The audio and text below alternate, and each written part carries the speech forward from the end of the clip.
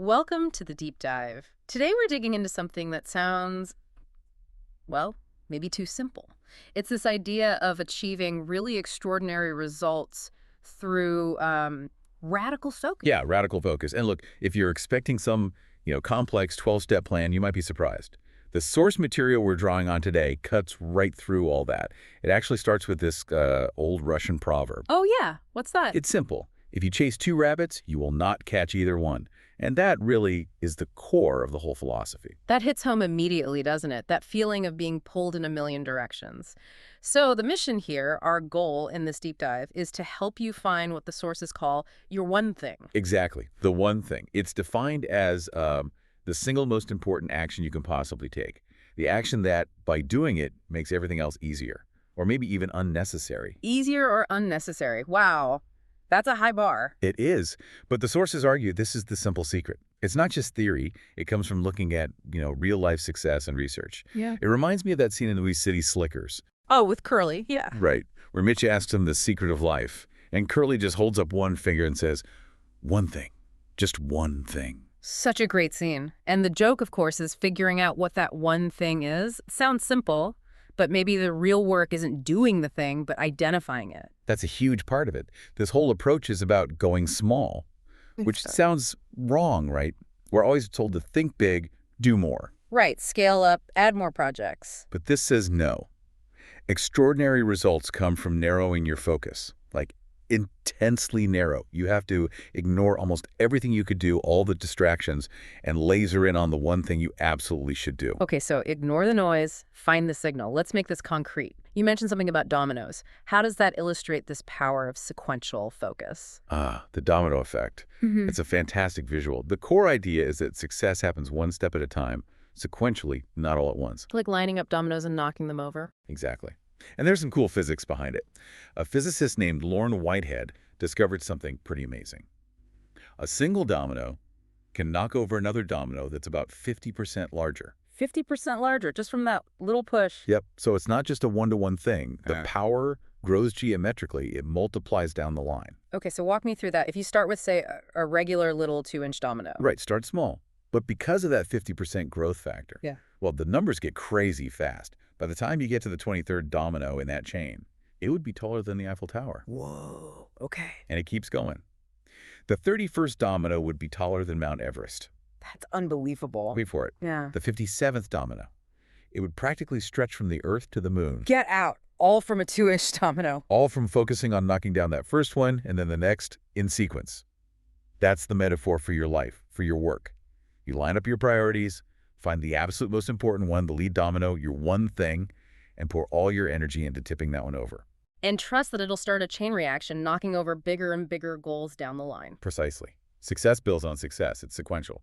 But, and this is a big but, before you can even start lining up those dominoes effectively, you need to clear the path. Meaning we have to confront some deeply ingrained lies, myths about success and productivity that actually sabotage our focus without us even realizing it. Okay, let's tackle those. What's the first big lie that gets in our way? The biggest one, probably. Lie, #1. Multitasking is efficient. We all do it right. We juggle emails, calls, multiple projects. We feel busy. Definitely. Busy feels productive. It's almost a status symbol. It is. But the source material is blunt. Multitasking is a lie. It's an illusion. And when it comes to achieving significant results, it will fail you. Every single time. So that feeling of juggling multiple things successfully is, what? Just not real. It's not simultaneous focus. It's task switching. Think about a juggler. They aren't holding 3 balls at once. They're catching and throwing 1 ball at a time, just really, really fast. Okay, I see. So we're just rapidly switching attention, not truly doing things in parallel. Exactly. And that switching has a cost, a big one. There was research out of Stanford by Clifford Nass. He studied heavy multitaskers. And what did he find? He found they were, and this is a quote, suckers for irrelevancy. They couldn't filter out unimportant stuff. And worse, when actually tested on various cognitive tasks, they were, well, lousy at everything. Ouch. Lousy at everything. Yeah. Because every time you switch tasks, your brain has to stop, unload the context of the first task, load up the context of the second one. It takes time and mental energy. For simple tasks, the time cost might be around 25%. Okay, that's already significant. But for complex tasks, that switching cost can be over 100%. You actually take longer trying to juggle than if you just did them one after the other. Wow. And we see the real-world consequences too, right? Like with distracted driving. Absolutely. That's multitasking with lethal stakes. Mm. Divided attention is linked to something like 16% of traffic fatalities. It's serious. So multitasking doesn't save time, it costs time. And it costs focus. Okay, so multitasking is out. That drains our time and focus. What about our internal resources, like our mental energy? Does that run out? This brings us to lie #2. The idea that willpower is always on will call. Willpower. Yeah. Yeah, this is another huge misconception. We tend to think of it as like a personality trait. Either you have strong willpower or you don't. Right, like it's just who you are. But the research suggests something different. Willpower isn't constant. It's more like a muscle that gets tired, or maybe a better analogy is a phone battery. A phone battery, how so? It starts fully charged in the morning, ideally after good rest. But every time you use it, every decision you make, every time you resist temptation, every act of self-control, you drain that battery a little bit. Okay, so it's a finite resource that depletes throughout the day. Exactly. And when it gets low, our ability to make good decisions tanks. There's this fascinating study, the Baba-Shiv study. Tell me about it. Okay, so they had students memorize a number. One group got an easy 2-digit number. The other group got a harder 7-digit number. Then afterwards, they were offered a snack, either fruit salad or chocolate cake. Okay. And the number mattered. Big time. The students who had to remember the longer 7-digit number, just that little bit of extra cognitive load, were nearly twice as likely to choose the chocolate cake. Wow. Just from remembering a few extra digits. Yeah. That small effort drained their willpower battery just enough that they went for the immediate gratification, the easier choice, instead of the healthier one. That's incredible. So if willpower is this limited, depleting resource, how do we manage it, especially if we need it for our one thing? Great question. First, you have to fuel it. Your brain uses a ton of energy, about 1/5 of your body's calories. So good nutrition matters. Complex carbs, proteins, they provide sustained energy for focus. Fuel the brain, literally. Literally. But even more crucial than what you eat is when you do your most important work. Since willpower is strongest early in the day, before it gets drained by 1,000 little decisions, You need to tackle your one thing first thing. you got it. Schedule it early. Give your most important task your best energy, your peak willpower. Don't leave it for the afternoon when your battery is flashing red. Time it right. Protect that peak energy for what matters most. Okay, that makes sense. Which leads nicely into the next big myth. Lie #3. The pursuit of a balanced life. We hear this all the time. Find balance. Oh yeah, work-life balance. It sounds so desirable, so serene. But you're saying it's a lie. Well, the way we usually think about it, Yeah. yes. This idea of perfect, static, 50-50 balance across all areas of life. The sources say it just doesn't exist. Not if you want to achieve extraordinary results anyway, Why not? because extraordinary results usually happen at the extremes. Think about Olympic athletes, top scientists, breakthrough artists, successful entrepreneurs. They don't achieve greatness by being moderate in their focus. They go all in on their one thing. They get unbalanced. Exactly. By definition, focusing intensely on one priority means other things get less attention, at least for a while. So balance isn't really a state you achieve. It's more like an action. It's counterbalancing. Counterbalancing. Okay, what's the difference? Think of it like riding a bike. You're never perfectly still and balanced. You're constantly making small adjustments, leaning this way and that to stay upright. You're counterbalancing. Okay, so life is like that, always adjusting. Right. And the key is how you counterbalance in different areas. The sources suggest 2 modes. For your work, especially your one thing, you need to go long at a balance. Long at a balance, meaning? Meaning you give disproportionate time and energy to that single most important work priority. You accept that other work tasks might pile up, emails might go unanswered for a bit. You create temporary chaos in other areas to achieve breakthrough in one. Okay, that sounds risky but necessary for the big wins. What about personal life, though? Health, family, friends. You can't just go long at a balance there, can you? Absolutely not. That's where the second mode comes in. For your personal life, you need to go short at a balance. Short. Yeah. Think of it like this. James Patterson used a great analogy. Imagine life as a game juggling 5 balls. Work, family, health, friends, and integrity. Okay. He said the work ball is made of rubber. If you drop it, it'll likely bounce back. Right, you can recover from work setbacks. But the other 4 balls, family, health, friends, integrity, they're made of glass. Yeah. If you drop one of those, it shatters. It might be damaged forever. Ugh. Yeah. Okay, powerful image. So in your personal life, you can't afford to neglect things for long. You go out of balance briefly, maybe you miss dinner one night for a deadline, but you have to counterbalance quickly. Check in with your partner, make time for your kids, go for that run tomorrow. Short, quick adjustments to keep those glass balls in the air. So intense focus on the work, one thing, but rapid, consistent counterbalancing for the personal glass balls. That's the essence of it. Forget perfect balance. Embrace purposeful imbalance and skillful counterbalancing. Okay, we've busted the myths. Multitasking is bad, willpower is limited, and balance is about counterbalancing. Now, how do we actually find that all-important one thing? Is there a tool? There is. And it's deceptively simple, but incredibly powerful.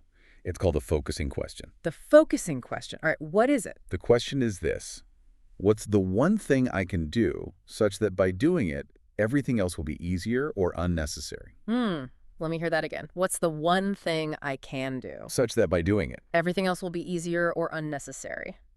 Okay, that's quite specific. It is. Notice the structure. It pushes you in two ways. First, it asks for the one thing, not two things, not a list. Singular focus. Right, so like, Second, the such that part sets a really high bar. It's not just what's one thing I can do, it's what's the leverage thing I can do. The action that makes the biggest difference, the one that potentially knocks down other dominoes automatically. easier or unnecessary. That implies a really high impact.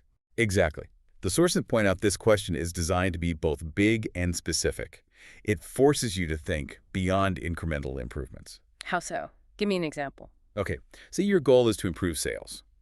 If you ask, what can I do to increase sales by 5%? Well, you'll probably think of, making a few more calls, tweaking an ad, standard stuff. Right, small adjustments. But if you use the focusing question format and ask, what's the one thing I can do to double sales in 6 months, such that by doing it, everything else becomes easier or unnecessary? Whoa. Yeah, that changes the game. 5% is tinkering, doubling sales. That requires something different. Totally different. It forces you out of your standard toolbox. It pushes you toward bigger, bolder, maybe unconventional answers, what the sources call a possibility answer, not just an achievement answer. A possibility answer. I like that. So the question itself helps identify the lead domino. But how do we connect that to, our really big long-term goals? Good question. You use the focusing question sequentially. It's a process called goal setting to the now. Think of it like those Russian nesting dolls. The Matryoshka doll. Okay, one inside the other. Exactly. Yes. You start with the biggest doll, Yeah. your ultimate someday goal. Maybe it's financial independence or mastering a skill or leaving a legacy. Big picture stuff. Got it. The dream goal. Then you ask the focusing question based on that. Based on my someday goal, what's the one thing I need to accomplish in the next 5 years? Okay, breaking it down. Then, based on my 5-year goal, what's the one thing I need to do this year? Then this month, this week, this day. All the way down. All the way down until you get to the smallest doll. Yeah. Based on my goal for today, what's the one thing I need to do right now? Wow. So you're building a direct logical chain from your biggest dream right down to your immediate next action. Precisely. It connects your long-term vision to your present action. It trains your brain to think big, but act small and focused. It lines up that entire domino run, from the moonshot goal down to the first tiny push you need to make right now. That's incredibly practical. It takes the overwhelming big goal and makes it actionable today. It cuts through the overwhelm and gives you clarity on the single most important thing to do next. No paralysis, just action. Okay, so we've identified the one thing using the focusing question and connected it to now. What's the final piece? How do we actually execute this consistently? This sounds like it requires serious discipline. It does. And that brings us to the final section, living for productivity. Knowing your one thing isn't enough. You have to build the habit of actually doing it. And the cornerstone habit here is time blocking. Time blocking, making an appointment with yourself for your priority. Exactly. But not just casually penciling it in. The most productive people, according to the sources, block time with a vengeance. They treat that appointment as the most important meeting of their day. Unmissable. How much time are we talking? The recommendation is often around 4 hours a day. Ideally, first thing in the morning when your willpower is highest, as we discussed. 4 hours, just on the one thing. That's a significant chunk of the day. It is. But remember, the domino effect. This is the work that makes everything else easier or unnecessary. It deserves that focused chunk. And they work on event time, not clock time. Event time. Yep, meaning they work until the planned task for that block is done, not just until the clock strikes noon. They protect that block fiercely. Okay, protecting the block, that sounds crucial because distractions are everywhere. How do you defend that time? You need to be aware of the four thieves of productivity. These are the things that constantly try to steal your focused time block. The four thieves. All right, let's name them. What's the first one? Thief number one, the inability to say no. This is huge. Every time you say yes to something that isn't your one thing, especially during its dedicated time block, you're effectively saying no to your most important goal. Ouch. That frames it differently. Saying yes to the unimportant is saying no to the important. Absolutely. Think of Steve Jobs. When he returned to Apple, they had something like 350 products. He famously slashed that down to just 10. He said he was as proud of the things Apple didn't do as the things they did. Wow. So saying no is actually a strategic advantage. It's essential for focus. You have to say no to distractions, to lower priorities, to things that pull you away from that lead domino. Okay, guard against saying yes too easily. What's thief number two? Poor health habits.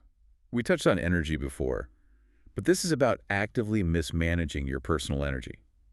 Trying to power through 4 hours of intense focus when you're sleep-deprived, poorly nourished, or stressed out just doesn't work. It's like trying to run a race car on empty. Exactly. Yeah.